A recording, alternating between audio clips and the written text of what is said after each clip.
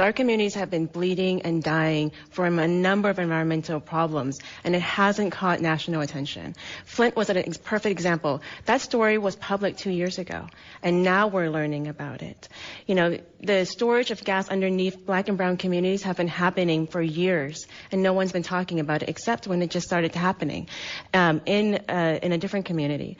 One of the projects that Green Lining Institute worked on was Sacramento natural gas storage, and it was very similar in the natural gas leakage case, except that this was a predominantly black and brown community.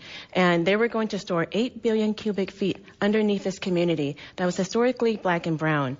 And the gas company actually went door to door weeks before Christmas and said, would you sign this waiver of all your rights so that we can store gas under your home? And this is gas that you can't actually smell. And if you don't sign your rights, we will take it by eminent domain. It was a lie. But they did it, and a lot of families signed up for it. And then they turned around and told the state of California, see, these residents don't mind.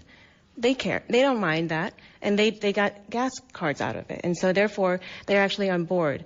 What we're seeing is that we actually have to begin making sure that stories like Flint aren't continuing to happen. And not only do we address the water crisis in Flint, it's not enough that we just get Flint residents clean water. We actually have to begin addressing all of the issues that was around Flint and communities like Flint. So it's not just about clean water, but it's about how do we get a long-term sustainable economy in Flint? How do we have long-term solutions?